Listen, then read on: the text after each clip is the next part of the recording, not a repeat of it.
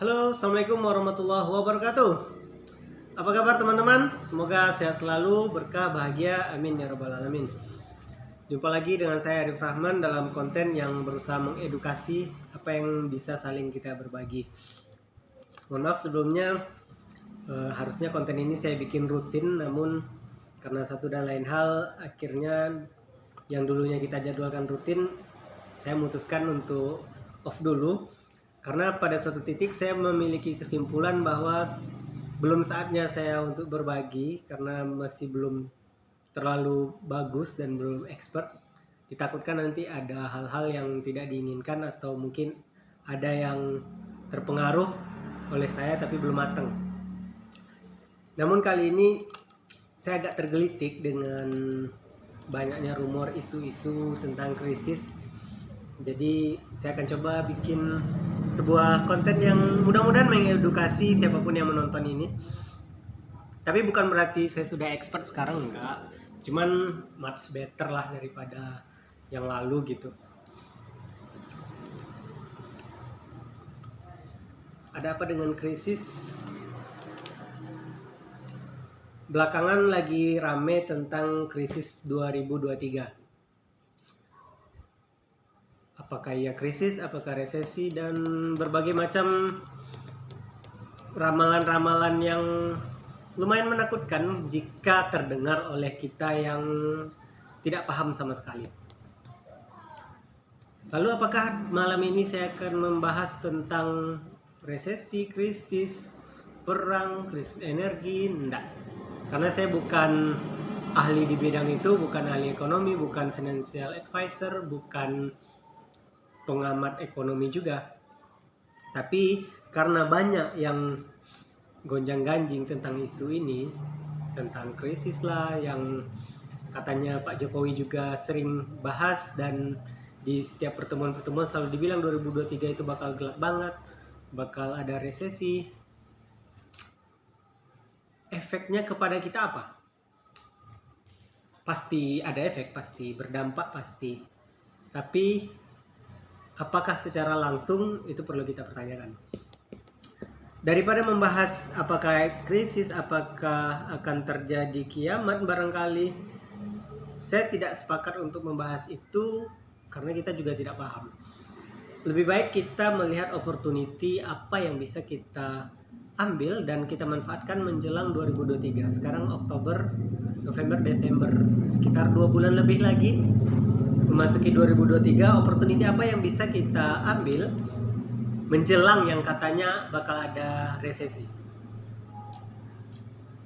Saya pribadi berpendapat bahwa kita tidak akan terlalu terdampak. Kenapa? Karena resesi sudah pernah terjadi di tahun 2020 bulan Maret. Ketika awal-awal pandemi itu adalah resesi. Kemudian 2021 juga. Coba teman-teman ingat-ingat apa yang terjadi dengan teman-teman di 2020 dan di 2021. Terdampak pasti, tapi tidak terlalu kan. Maksudnya untuk kita yang usianya hampir sama. Saya anggap teman-teman yang menonton usianya hampir sama dengan saya, rentang-rentang kelahiran 95, 96 sampai 98. Artinya kita kemarin itu 2018-2019 itu baru pada tamat kuliah dan baru mulai kerja. Belum punya tanggungan, belum punya tanggung jawab. Bagi kita tidak terlalu, justru bagi kita ini adalah opportunity. Opportunity besar dan kesempatan besar. Saya selalu mengajak pada siapapun, daripada kita pusing memikirkan hal-hal yang kita tidak pahami, resesi, krisis, economic war by warfare, itu kita nggak paham, kita nggak punya ilmu di situ gitu.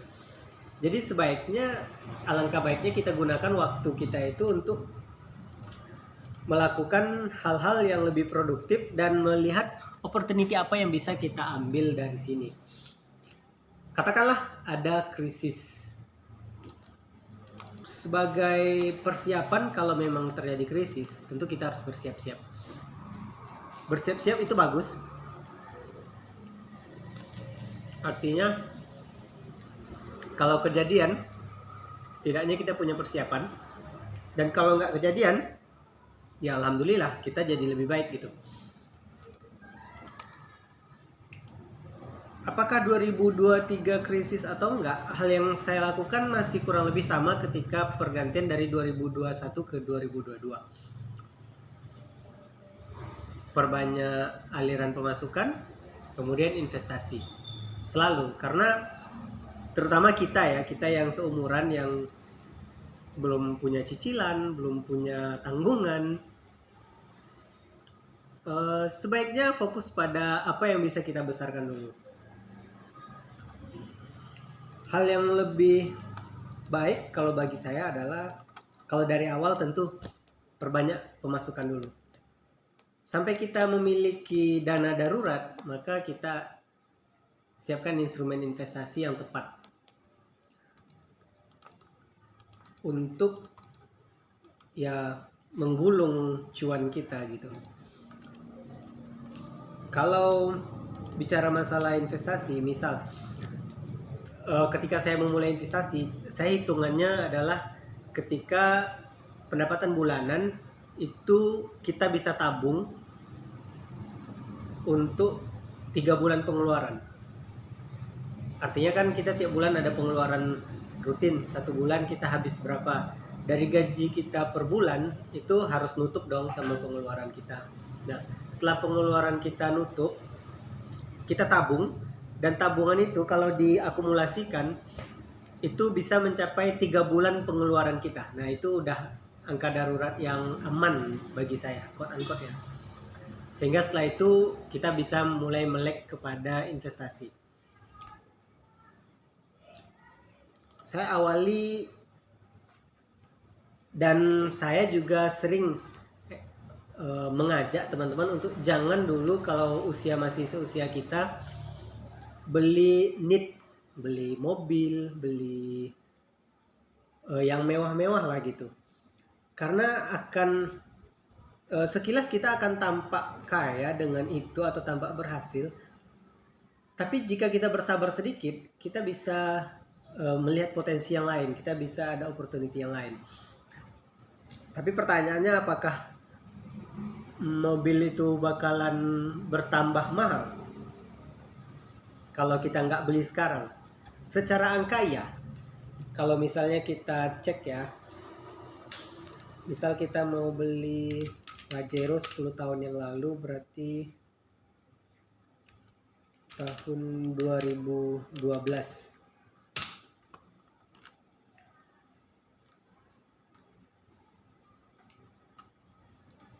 Kalau kita cek, ini mohon maaf ya teman-teman, saya memang nggak proper masalah ini karena ini juga saya memiliki tujuan pribadi yang untuk, ya karena saya suka sharing, tapi ya saya juga nggak terlalu punya waktu buat bikin konten, jadi maklumin aja. Kalau kawan-kawan mau ngikuti, sebaiknya kawan-kawan juga siapkan alat tulis, kalau perlu Excel, supaya kawan-kawan bisa ikutan ngitung.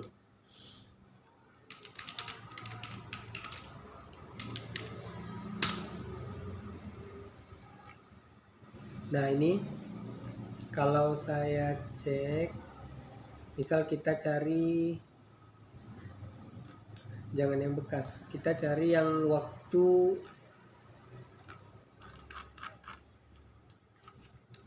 harga barunya, harga Pajero baru 2012. Kenapa 2012? Karena ini, nah ini adalah 10 tahun yang lalu. Oke, mari kita lihat.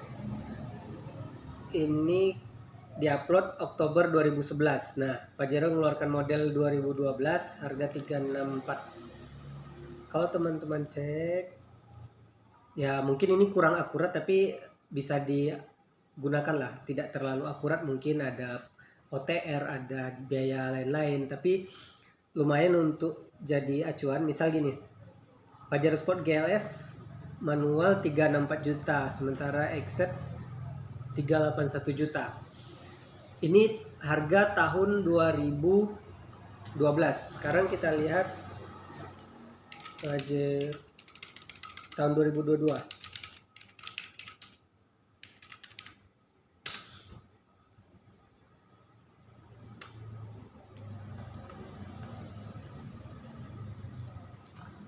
kita cari, sorry ya, kita cari yang orangnya ngupload di 2022.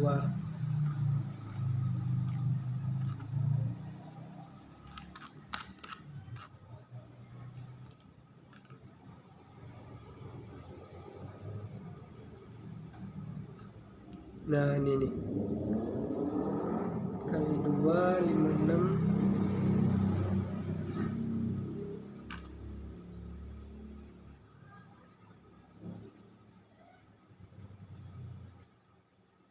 Except oh yang GLS tadi udah nggak ada di 2022 ya, adanya manual accept sama ini.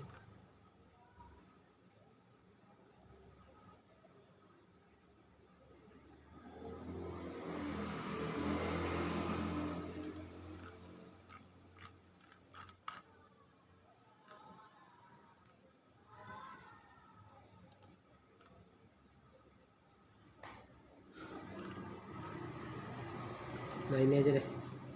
Ini tadi ya teman-teman perhatikan yang 4x2, tapi nggak ada betulan yang accept atau enggak nih ya. Takutnya bukan accept pula.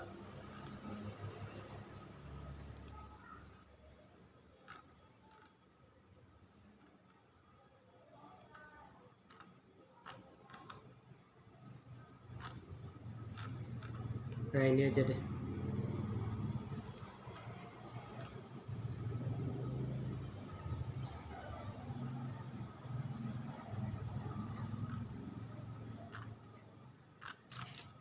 Sorry ya.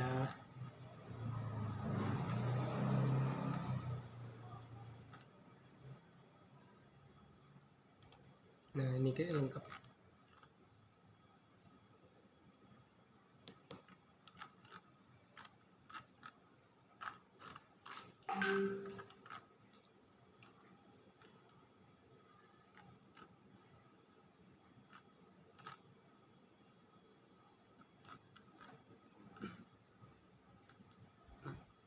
Nah nih accept. Nah perhatikan kita samakan tipenya ya. Di tahun 2012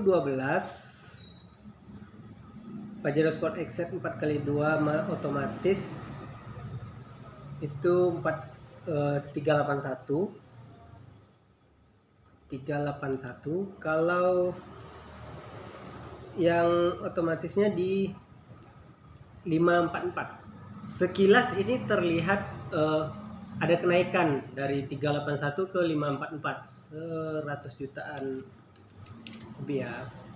Tapi mari kita lihat apakah ini benar-benar naik. 2012 kalau teman-teman mau ikutin bisa pakai XL juga. 544. Kalau ini 381 juta. Ada selisih 163 juta. Seolah-olah 10 tahun yang lalu itu harganya jadi naik 163 juta. Tapi apakah ini benar-benar naik? Mari kita buktikan. Cara membuktikannya bagaimana? Kita lihat harga emas antam Januari 2012.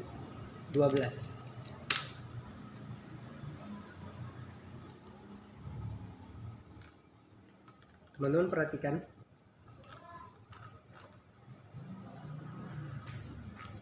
Oh ini bukan.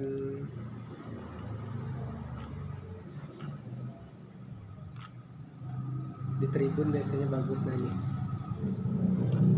Nah ini kita cari yang inilah yang kredibel lah sumbernya. Nah nih.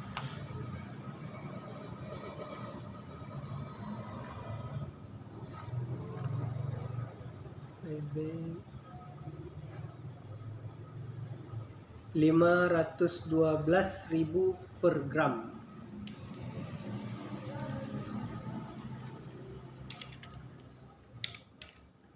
Eh 552 sorry. 552.000 per gram per Februari 2012. Sekarang mari kita lihat harga emas Januari 2022. Kita cari sumber yang sama juga, Tribun juga, supaya lebih ini, supaya adil. Oke, harga emas mengalami penurunan 8.000 jadi 930.000 per gramnya. Ini per 28 Januari 2022. 930.000. Emas mengalami kenaikan sebesar 378.000. Itu artinya berapa persen? Emas mengalami kenaikan 68% terhadap rupiah, sementara harga mobil 43% kenaikannya terhadap rupiah. Dari segi ini saja kita sudah kalah dari segi kenaikan. Oke, sekarang berandai di tahun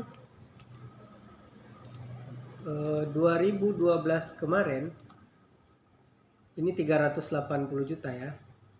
Kalau kita beli emas di tahun 2012 seharga mobil 381 juta, maka kita itu membutuhkan harga waktu itu 552. Berarti kita akan dapat berapa kilogram emas? Oh, berarti ini karena nolnya kita kurangi, berarti nolnya kita kurangi 3. Oh, bisa, nanti kita tambahin aja ya.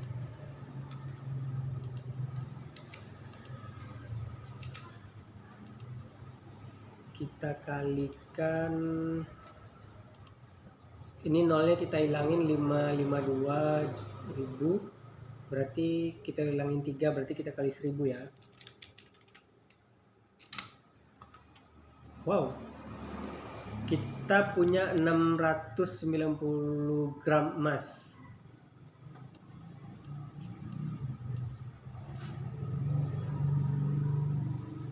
Tapi kalau kita beli di 2022 dengan harga mobilnya 544 juta dan harga emas 930, maka kita membelinya dengan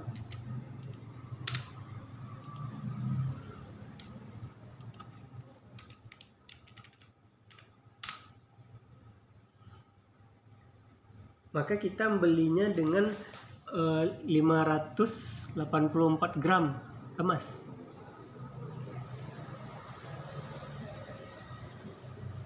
Artinya di tahun 2012 kalau kita beli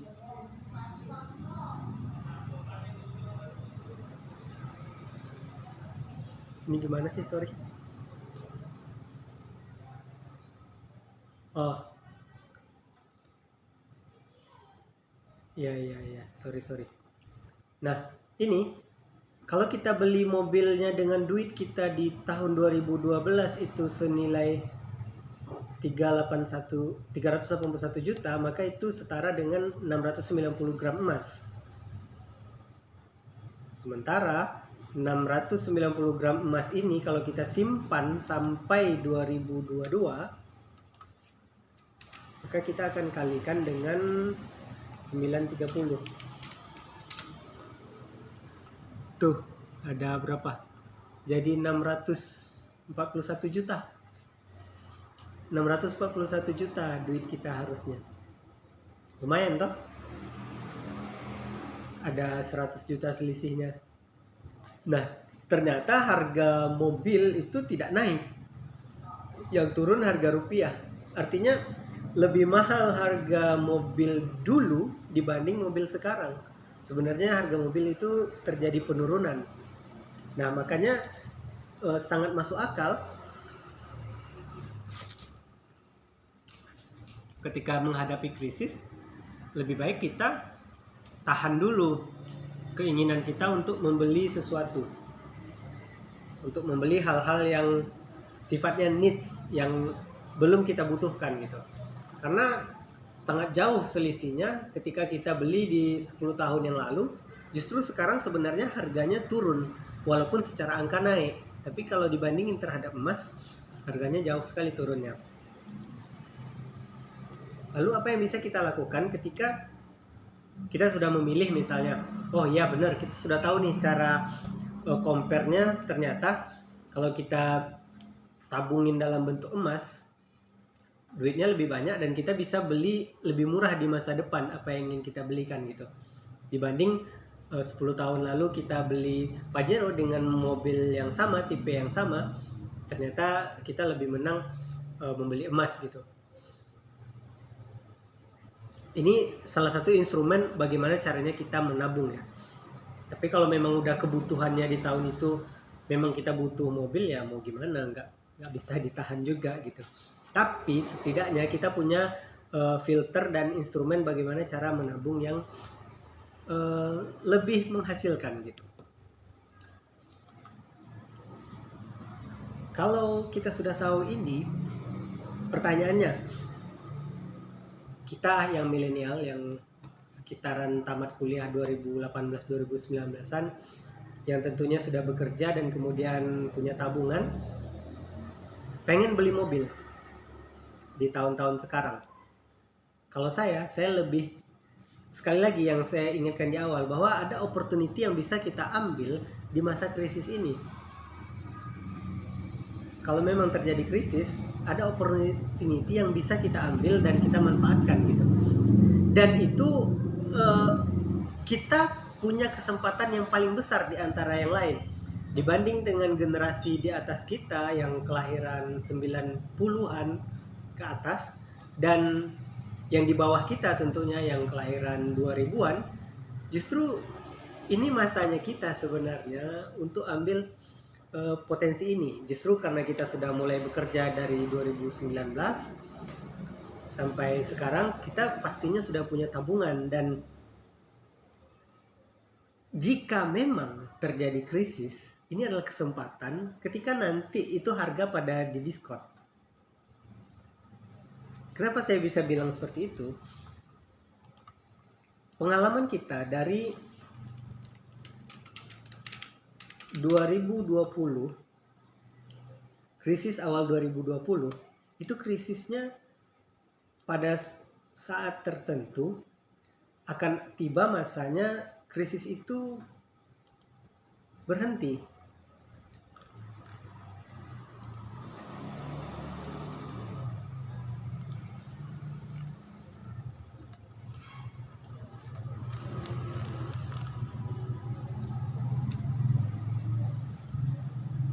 Gimana sih, sorry ya teman-teman.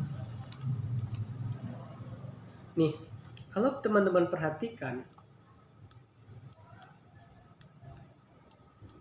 awal krisis di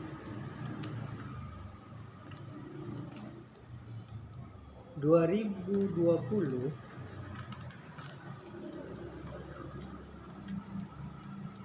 memang terjadi krisis, tapi tidak ini. Gimana sih, sorry ya. Oh ya ya gitu. Sorry ya teman-teman, saya belum terlalu proper makin.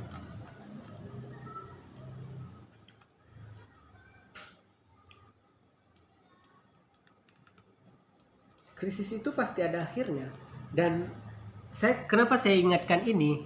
Karena di awal 2020 saya sudah dapat message dari seseorang yang kita juga pasti banyak dengar gitu. Salah satunya Pak Sandiaga Uno juga bilang seperti itu. Setelah krisis ini sebenarnya adalah opportunity yang paling bagus untuk kita menggulung secara finansial gitu. Kenapa? Karena krisis ini pasti berakhir gitu. Pasti ada akhirnya, dan ternyata benar. Sekarang pandemi sudah usai gitu, dan ketika 2020 kemarin di saat gonjang-ganjing dan banyak yang kesusahan, lagi-lagi kita lihat opportunity apa yang bisa kita ambil gitu. Ketimbang kita terus mengeluh, lebih baik kita lihat opportunity apa yang bisa kita raih. Faktanya, ketika awal 2020 secara gabungan IHSG itu sampai di level 3.900. Semua orang panik di awal tahun, tapi berangsur pulih terus sampai ke 4.000, sampai di akhir 2020 itu mencapai lagi ke 6.000, dan 2021 kembali ke 6.000. Dari yang awalnya di 2019 di juga 6.000-an, 6.200, butuh 1 tahun untuk kembali ke 6.000-an lagi di 2021. Artinya krisis ini segera berakhir gitu. Di 2022 kemarin ada perang Ukraina bulan Maret.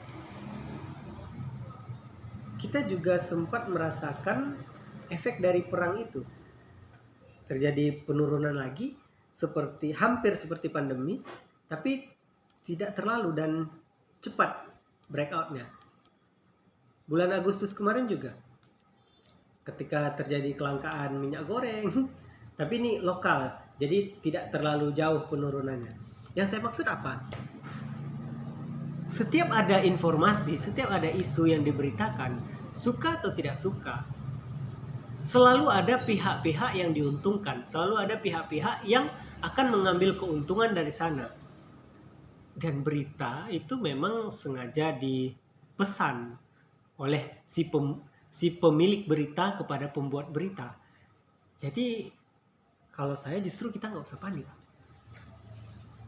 Justru kita mari saling belajar dan saling memanfaatkan opportunity apa yang bisa kita raih gitu. Terutama kita yang milenial, yang satset. Kalau misalnya, kenapa saya bisa ngomong gini? Karena saya membuktikan. Maksudnya gini, ketika di awal 2020 kemarin kita semua panik. Ya bisa digambarkan dari grafik IHSG inilah, semua orang panik gitu. Termasuk saya juga panik waktu itu. Dan saya tidak percaya akan seperti yang saya bicarakan tadi, itu sudah ada orang yang memberitahu saya dan saya tidak percaya itu. Sampai akhirnya di 2021 saya melihat, oh iya ada benarnya.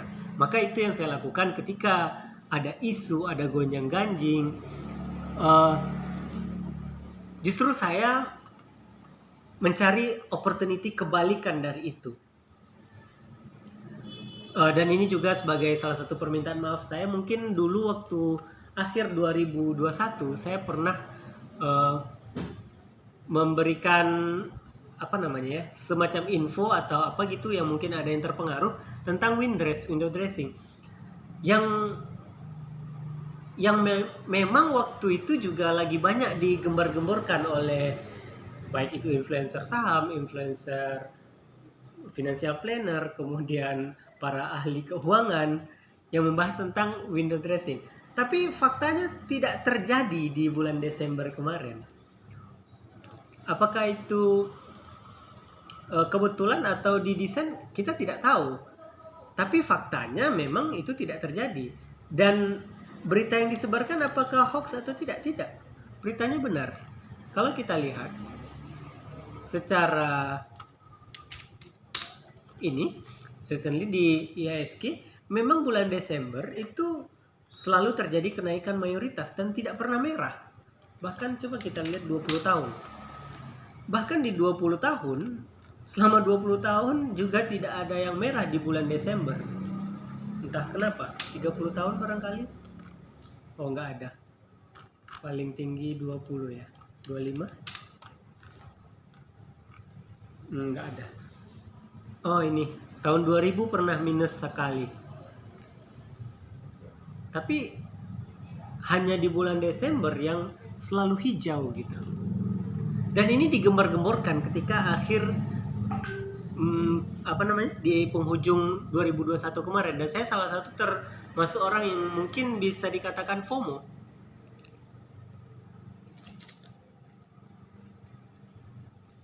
Dengan harapan akan cuan gede, tapi ternyata enggak. Lagi-lagi itu karena berita yang disebarkan gitu. Jadi malah semenjak itu saya jadi mulai berpikir terbalik. Ketika ada suatu berita dan dia memiliki rekomendasi, maka saya akan berpikir terbalik dan melawan rekomendasi itu. Dan tentu tidak serta-merta, tapi saya lebih cenderung seperti itu. Contohnya sejak Windrest ini. Kenapa sejak Windrest? Karena saya mulai menyadari kesalahan saya di Windrest ini. Kemudian di awal Januari 2022 sampai kemarin Agustus, saya selalu berpikir terbalik. Ketika awal tahun itu ada perang, bulan Maret, semua orang keluar dari ini. Pokoknya digembar-gemborkan akan terjadi ketika perang Ukraine sama Rusia, bakalan ada krisis lagi, krisis energi, krisis segala macam, dan Rusia memblok tidak mengekspor gasnya. Perusahaan-perusahaan bakalan tutup gitu. Maksudnya perusahaan di bidang energi bakalan tutup karena ini kesempatan untuk listrik masuk. Yang saya tahu waktu itu isunya seperti itu. Justru saya berpikir terbalik karena mereka banyak yang mengajak invest ke nikel, emas, dan memang digembor-gemborkan awal tahun kemarin emas bakalan rebound. Ketika saya riset, ketika banyak yang mengatakan seperti itu, saya berpikir terbalik. Jadi saya justru investnya di batubara yang memang lagi krisis. Dan memang di awal perang kemarin down batubara. Tapi ya saya yakini aja gitu. Tapi saya tidak ambil terlalu ketika down. Saya sudah ya nggak terlalu lah. Sudah mulai naik baru saya masuk. Tapi setidaknya saya tidak ikut-ikutan lagi beli emas, nikel, dan waktu itu yang baru keluar juga koal atau apa ya. Ada juga yang baru keluar awal tahun kemarin. Jadi saya tidak ikutan. Justru saya beli Adaro, PTBA, kemudian Harum, Bayan. Saya beli itu. Dan boom. Ketika perang dimulai, harga-harga naik. Kemudian ketika kemarin kita sempat krisis minyak goreng. Bahkan banyak influencer yang juga mengatakan karena lagi krisis maka perusahaan minyak yang berhubungan sama minyak goreng bakalan naik. Lagi-lagi saya justru tidak berpikir seperti itu. Walaupun saya tidak memiliki kapasitas dalam hal demikian, saya lebih cenderung melihat berita apa yang banyak, maka saya akan berpikir terbalik gitu. Sehingga ketika kemarin lagi krisis minyak goreng, justru saya tidak masuk ke ke Palma, ke bisnis-bisnis yang berkaitan sama minyak goreng. Saya tetap di batubara dan komoditi yang sifatnya ya seperti ICBP yang lebih aman gitu, yang konsumtif. Dan sekarang ada lagi isu krisis di 2023. Ketika krisis diisukan krisis 2023, saat ini paling memungkinkan langkah pertama saya tentu beli Adaro, yang jelas. Kenapa saya beli Adaro? Ini bukan batubara. Karena ini saya lihatkan ke teman-teman ya. Adaro Energi itu di bulan Desember nanti kemungkinan akan membagikan dividen karena dia 2 kali setahun. Di tahun 2021 Adaro itu memberikan dividen di 29 Desember dan 4 Mei. Kemarin 13 Mei 2022 sudah. Bulan Desember atau Januari ini Adaro bakal bagi-bagi dividen. Kenapa saya semangat membeli? Karena Adaro melakukan aksi buyback. Buyback itu artinya perusahaannya saja beli saham yang udah dibeli oleh publik gitu. Artinya ini pestanya masih panjang. Dan berharap dividen di Adaro menurut saya masih logis. Karena yang baru saya temukan Adaro ini yang anomali ketika harus terjadi dividen trap, di Adaro tidak terjadi. Secara umum, dividen trap itu pasti akan terjadi di tanggal Kumdet. Kumdet ini misalnya 13 Mei. Itu pasti terjadi. Dividen trap itu adalah sahamnya turun tiba-tiba sebanyak dividen yang dibagikan. Di semua saham, hampir semua yang saya tahu gitu, pasti mengalami penurunan demikian. Saya juga lupa. Ada satu Hexa saya lupa cek. Bentar ya teman-teman, sorry. Wow, Hexa udah 5.000 aja.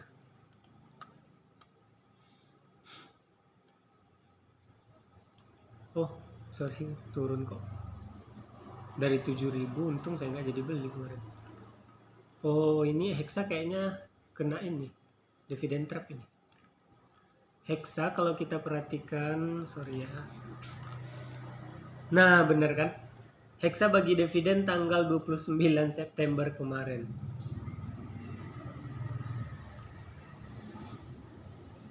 29 Desember dia bagi dividen, dan mari kita lihat apa yang terjadi di 29 Desember. Nah, tuh. 29 Desember saham dia bagi dividen di 29 September, di hari keesokannya sahamnya turun drastis dari 6.900 menjadi 6.000. 1/6. Berapa persen itu? 900 ke 6.000.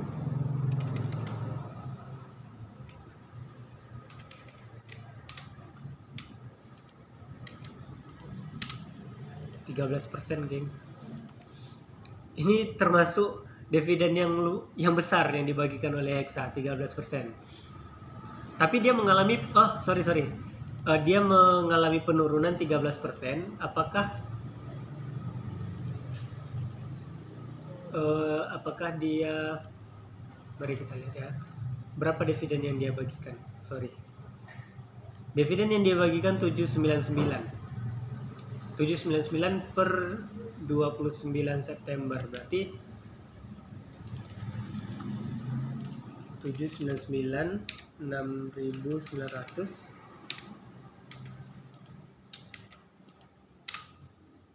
11%, 12%. Jadi Hexa membagikan dividen sebanyak 12% di hari keesokan harinya, di hari bursa sahamnya turun 13%. Dan memang itu selalu terjadi seperti itu. Maksudnya yaitu hal yang umum terjadi gitu. Bahwa dividen itu akan turun, harganya akan turun sebanyak dividen yang dibagikan. Namun di Adaro saya belum pernah temukan itu. Setidaknya 2 tahun belakang selama saya hold Adaro ya. Nih teman-teman perhatikan, misalnya 4 Mei kita akan lihat Adaro.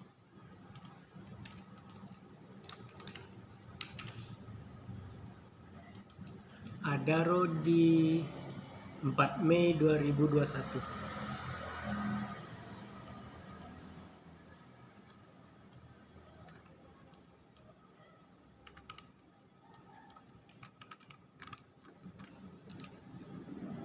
Oke, 4 Mei memang turun tapi tidak signifikan. Dari 1.200 menjadi dari 1.233 menjadi 1.223, hanya turun 10 perak teman-teman. Kita bandingkan dengan dividen yang dia bagikan. Dividen yang dia bagikan itu 66 perak. Mungkin kecil teman-teman ya, tapi mari kita hitung secara persentase. 66 perak dari 2.233 itu sama dengan 3%. Tapi penurunannya tidak sampai 3%. Penurunannya hanya 10 perak. Artinya 10 dibagi nih, nggak sampai 0, sekian persen, nggak sampai 1% penurunannya. Dan itu pun langsung naik. Di tanggal 5 nggak berselang Juni dia udah naik lagi. Itu di tanggal 29 Desember 2021.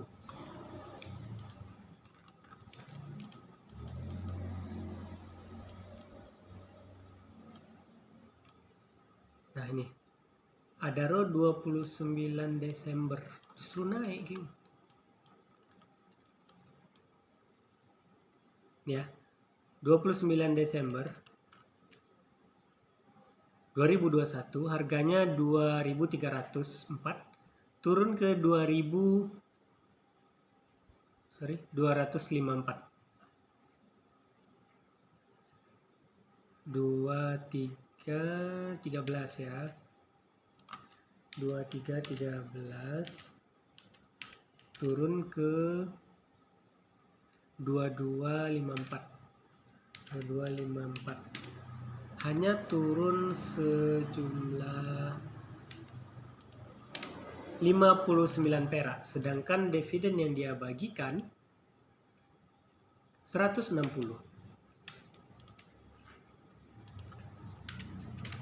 160 artinya dia membagikan dividen sebanyak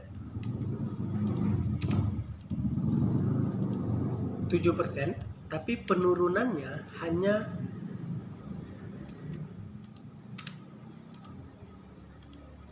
3%. Dia tidak turun drastis, hanya 3%, dan itu pun di hari kedua pasca dividen trap itu dia naik lagi ke 2.300, artinya ini sudah cuan. Jadi meskipun terlambat pun beli Adaro, secara historikal dia baik banget gitu. Kita lihat lagi di 2022.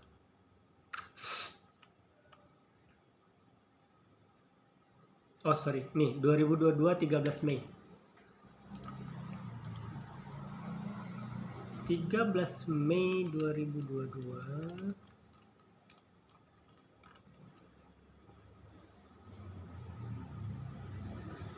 Nih, tidak ada penurunan. Ya, 13 Mei harganya 3.200, di 17 Mei harganya masih 3.200. Sama sekali tidak. Paling berubah sedikit lah. 3210. Kita catat aja ya. Menjadi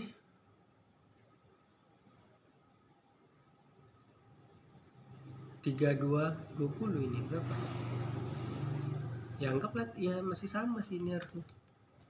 Karena nggak terlalu. 3210 dengan justru naik ini. 3223.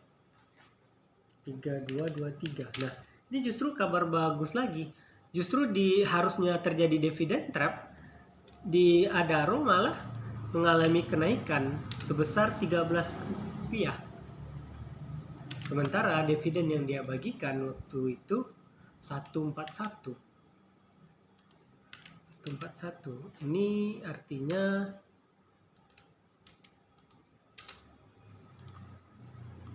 %.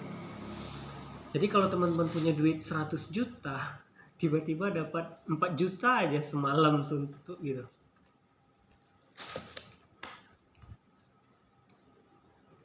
Ya, simsalabim dapat 4 juta ya. Nah, better seperti itu di Adaro. Salah satu yang saya tapi jangan teman-teman ikutin tanpa melakukan riset sendiri gitu. Saya hanya share bahwasanya ada kesempatan-kesempatan yang bisa kita ambil ketimbang kita panik. Mari kita lihat opportunity yang ada daripada kita panik memikirkan hal-hal yang belum tentu terjadi dan kita juga tidak paham itu gitu.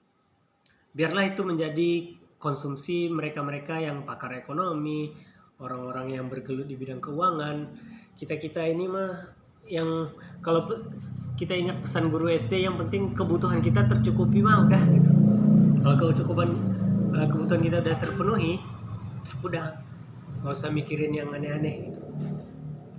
Dan juga kesempatan jika kita kaum milenial yang kelahiran 95-an sampai 98, jika kita punya tabungan, lebih bijak kita tahan diri dulu menjelang, kalau memang ada krisis 2023, ini potensi besar buat kita karena bakalan ada diskon besar-besaran, baik itu properti, kendaraan, dan lain sebagainya.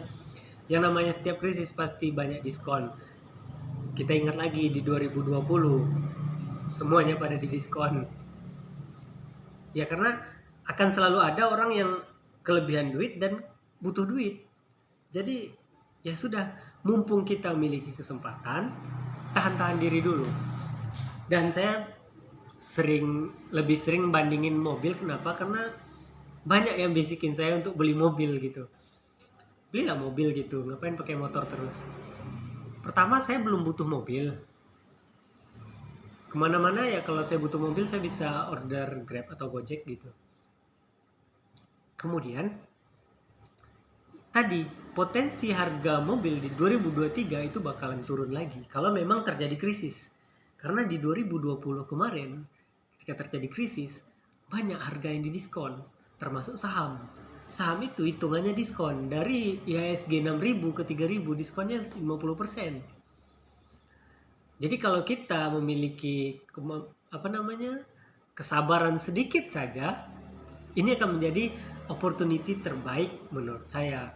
Maksudnya ketika 2020 kemarin ada opportunity dan kita belum sadar, ini saatnya kita sadar.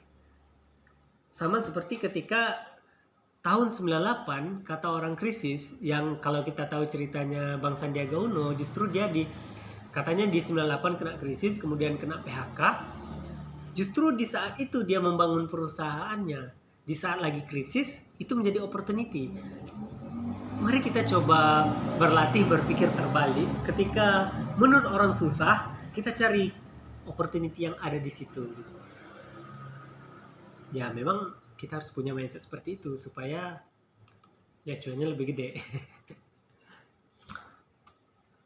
Dan kalau teman-teman mau beli mobil, terserah, boleh. Itu kan hak teman-teman juga. Tapi usahakan jangan nyicil. Karena justru yang nyicil itu bakalan terdampak di tahun depan kalau memang dia terjadi krisis. Kan suku bunga dinaikin, otomatis bunga cicilan teman-teman juga dinaikin. Amit-amit kalau seandainya teman-teman ada pekerjaan yang hilang, itu nyicilnya gimana? Bunga dinaikin gitu, berbahaya. Tapi saya juga ada tips ini dari Mas Ridwan Hanif. Kalau mau beli mobil katanya, kenapa lebih mending cash daripada kredit?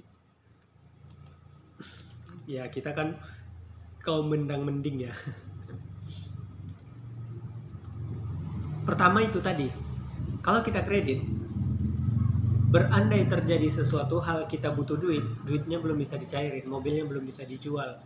Kemudian kalaupun dijual harganya jatuh banget, paling DP aja balik gitu. Terlalu banyak risiko gitu. Apalagi karena krisis gitu, tiba-tiba nanti pekerjaannya hilang, nggak ada pemasukan, gawat. Makanya mending cash. Tapi cash nggak ada duitnya. Biasanya selalu itu persoalannya. Ketika mau beli cash, duitnya nggak ada. Saya dapat tips ini dari Mas Ridwan Hanif. Semoga berkah. Saya bagikan kepada teman-teman. Jika teman-teman ingin beli mobil, yang gampang apa ya? Avanza deh, yang gampang lah ngitungnya. Maksudnya harganya kan sekarang sekitar 200-an gitu. Atau mari kita lihat lagi ya. Sorry, saya memang belum riset. Jadi sekalian ini riset. Kalau teman-teman mau ikutin silahkan buka Excel juga, silahkan browsing juga. Misal harga Avanza 2022 paling sekitar 200-an kalau saya tebak ya. Nih.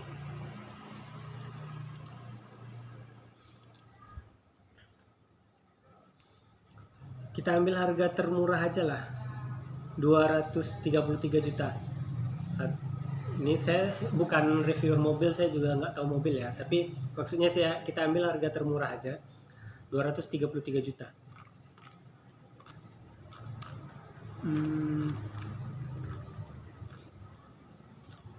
Kemudian gimana ya? Oh ya, sorry. Nah ini ya. Oh, kita cari simulasi kredit Avanza 2022.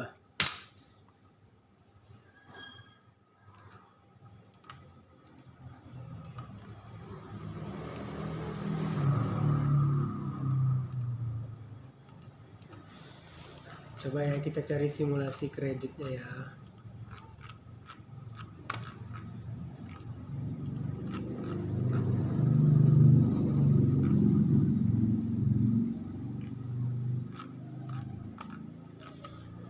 Nggak ada ya.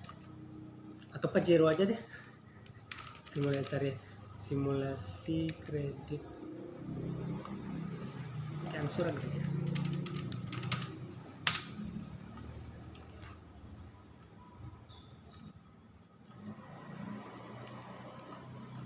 Cicilan.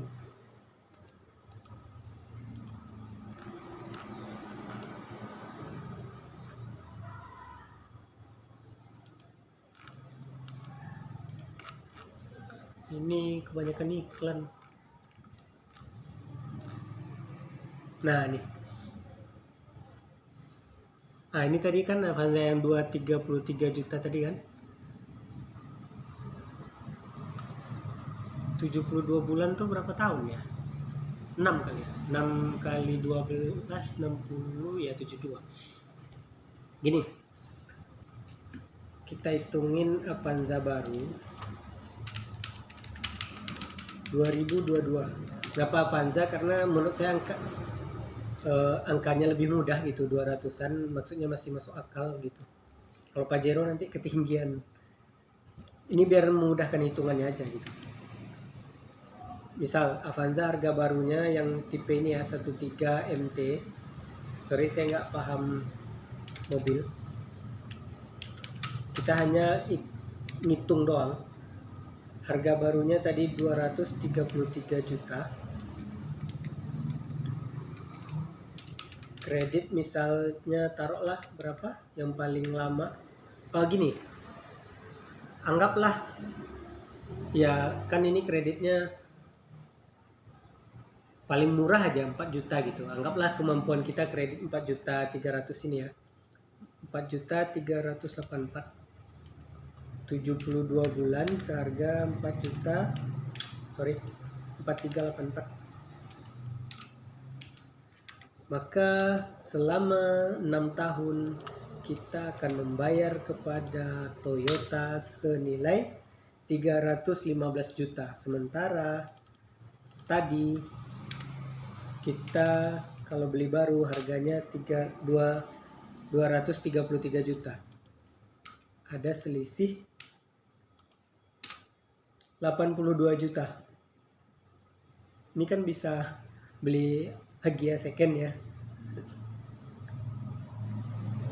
Maksud saya setelah 6 tahun lunas kita bayar, maka kita akan punya kita telah punya selisih 82 juta kredit. Tapi gimana caranya kalau kita beli cash? Kalau kita beli cash, misal, oh ini kan ada DP-nya nggak sih? Sorry teman-teman, sorry. Ini 72 bulan, ditambah lagi DP-nya 28 juta, men. Nih, 28,8. DP 28 juta 836. 28 juta 836.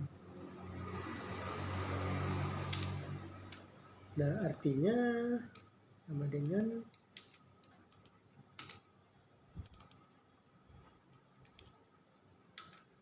kita juta itu selisih ini 111 juta.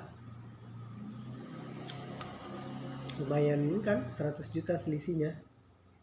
Dan itu setelah 6 tahun. Setelah 6 tahun, mobil yang kita bayar seharga 344 juta ini, kalau kita jual laku berapa? Mari kita lihat harga Avanza 6 tahun yang lalu. Ya, maksudnya ini kan setelah 6 tahun nih.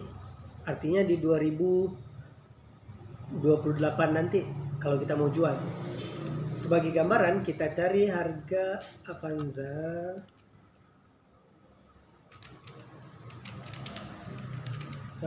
second 6 tahun ke belakang, berarti 2016.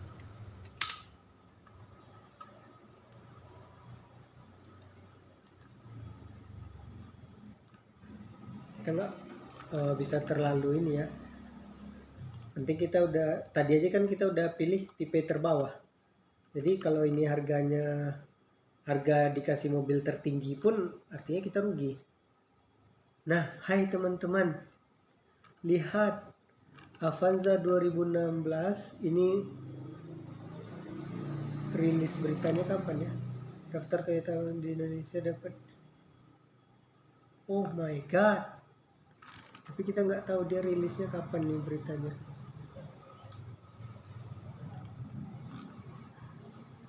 Tapi 81 juta, 75 juta, men.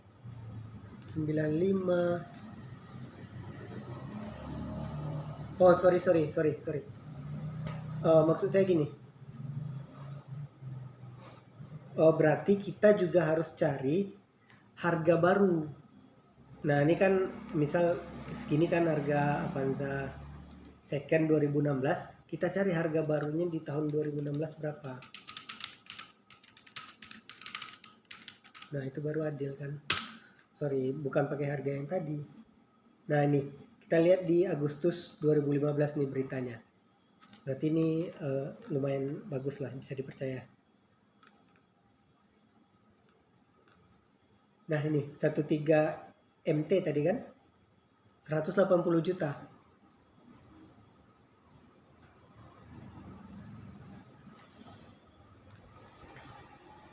Harga barunya tadi 13 EAT atau MT. Aduh, udah banyak kali tab yang dibuka. Sorry. Ini nggak dibutuhin lagi. Ya, kita ambil tadi 1,3 MT233.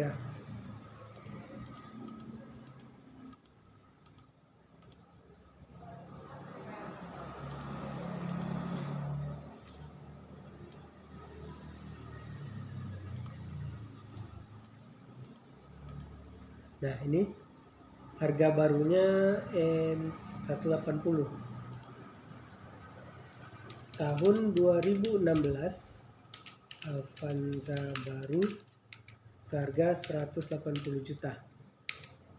Harga secondnya setelah 6 tahun, artinya anggaplah 2016 kemarin kita beli secara cash ataupun kredit, itu harganya ya pokoknya kita beli di 2016 harganya 180 juta. Dan kita cari hari ini, kita mau jual mobil yang kita beli di 2022 6 tahun lagi setelah kreditnya lunas. Nah, anggaplah ini kita beli kemarin di 2016, kemudian lunas kreditnya di 2022.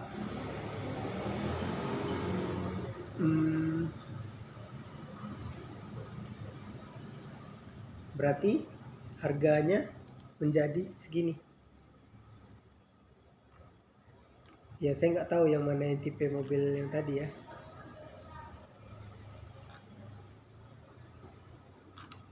Bukan tipe G lah. G itu udah ini kan. ATE. Ya, tipe E berarti 13E. Jadi kita tadi. Nah, ini yang 13 MT, 13. Harganya kisaran 90 paling tinggi, guys. Jadi kalau 90 juta paling tinggi, Berarti kita kehilangan separuhnya, 90 juta, 50%. Maksud saya, harga secondnya jadi 90 juta, artinya duit kita berkurang 90 juta. 50%. Kemungkinan di tahun ini juga, setelah kita lunasi sebanyak 344 juta ini, di 2028 nanti harganya menjadi, nih harga barunya 233 kurangi 90, 200 berapa? 93 tambah 6, 240, 140 juta kira-kira ya.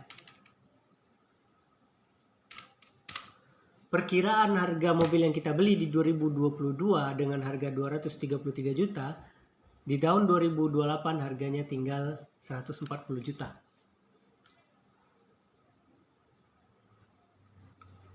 Artinya biaya kita beli mobil baru, kalau kita beli cash 233 juta, biaya kita pakai mobil selama 6 tahun itu adalah 93 juta. Sementara kalau kita beli kredit, artinya biaya kita pakai mobil selama 6 tahun itu 200 juta. 2 kali lipatnya. Ya kan? Maksudnya ini kasus yang sama, kita sama-sama mau jual. Kita beli cash, kemudian 6 tahun lagi kita jual. Kita beli kredit, 6 tahun lagi kita jual. Kalau kita beli cash, setelah kita jual, didapatkan selisihnya 93 juta. Artinya selama 6 tahun kita pakai mobil, kita bagi 6 tahun, itu biaya per tahunnya cuma 15 juta. Artinya sebulan ya sejutaan lebih sedikit. Tapi kalau ini berarti 2 jutaan bagi 6 tahun, 34 juta bagi 12, 3 jutaan. Ya coba ya, ini bagi 12,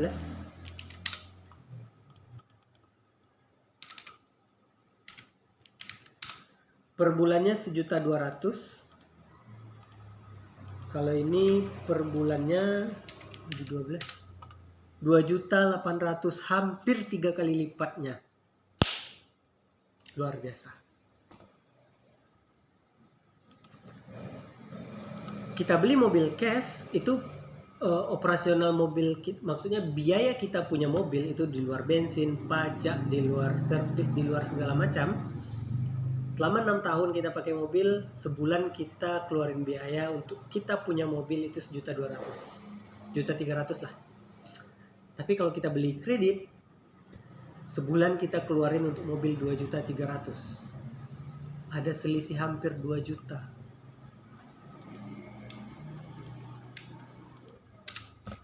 $1.500.000 selisihnya. So, terlihat kan? Lebih mending kita beli cash. Pertanyaannya, kalau kita tidak punya duit buat cash, kita butuh berapa lama nabung? Gini. Kita balik lagi dengan cara yang tadi. Jika kita punya kemampuan membayar kredit 4 juta per bulan, dengan DP 28 juta tadi, kenapa nggak kita mampu nabung 4 juta per bulan juga? Masuk nggak logikanya? Kalau memang kita butuh mobil sekarang, dan kita punya duit untuk nge-DP-in sekitar 30 juta, kita beli yang masih mesinnya bagus, kijang-kijang itu masih bagus. Kijang LGX, kijang apalagi ya, Krista, itu masih dapat 40-50 juta. Kondisi mesin sehat, tinggal kita pasang AC kalau AC-nya belum ada, itu sudah nyaman. Artinya dengan DP tadi 40, kemudian maksudnya kurang lebih 40 ya, kita nabung beberapa bulan lagi, 4 juta, ya sekitar 5 bulan, kita dapat beli mobil. Memang second dan nggak baru, tapi udah mobil. Kalau memang itu butuh dan kita harus punya mobil gitu, dan kita punya kemampuan DP, kemudian kita nabung lagi tiap bulan rutin 4 juta tadi, untuk sampai ke 233 juta itu sebenarnya kita cuma butuh berapa bulan?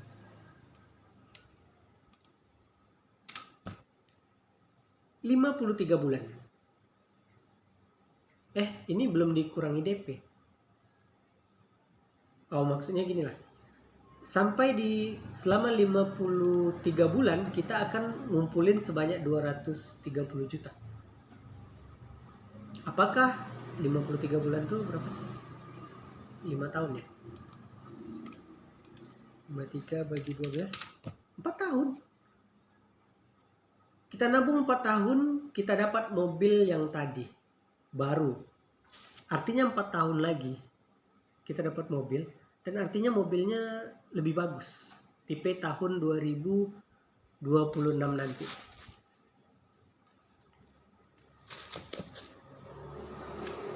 Dan mobil Kijang yang kita beli second tadi bisa kita jual lagi. Minim kalau kita beli 50 juta dapatlah agak 30 atau 25 juta kita jualnya. Nggak mungkin 30 lah, 30 atau 35 dapat. Nggak mungkin 25 lah kayaknya. Jadi sangat masuk akal kalau kita mau beli mobil secara cash daripada kredit.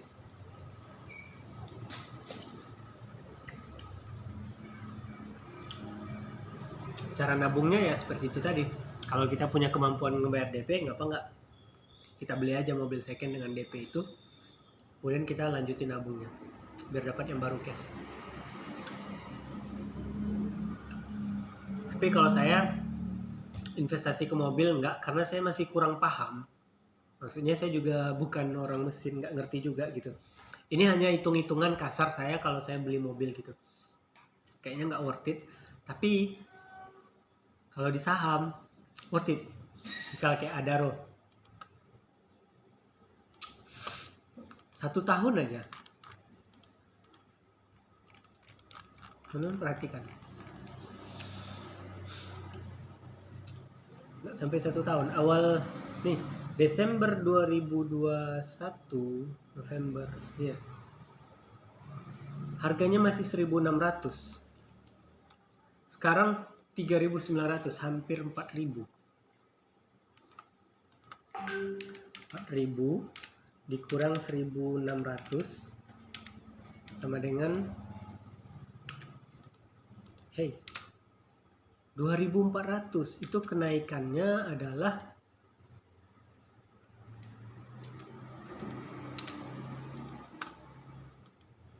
150%. 150%. Jadi, misal nih, berandai tahun kemarin saya punya pilihan mau beli mobil atau beli Adaro, saya akan pilih Adaro. Tahun kemarin kalau saya beli mobil senilai berapa ini? 233 juta. Tahun ini harganya ya paling sekitar jadi 280 atau 290 juta.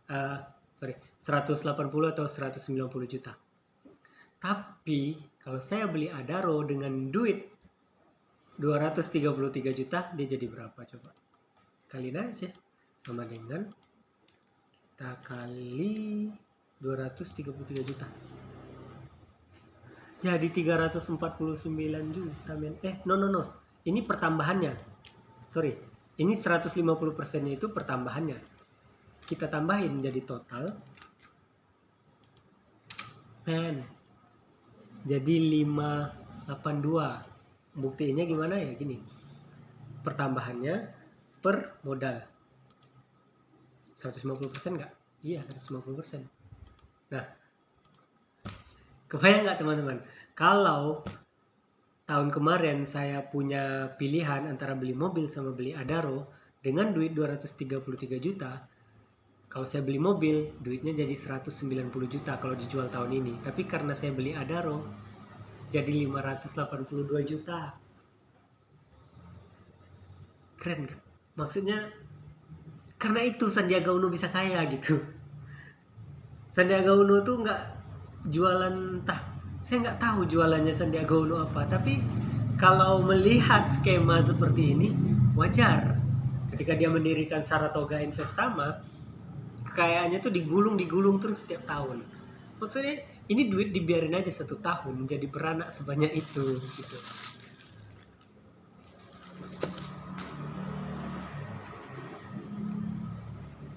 Ini padahal di Adaro aja ya. Padahal Adaro dividennya kecil, tapi konsisten. Bagaimana kalau kita dapat saham yang kenaikannya luar biasa? Seperti Bayan, DCII, kemudian apa kemarin lagi yang bagus-bagus? ITMG. Saya ITMG juga banyak megang.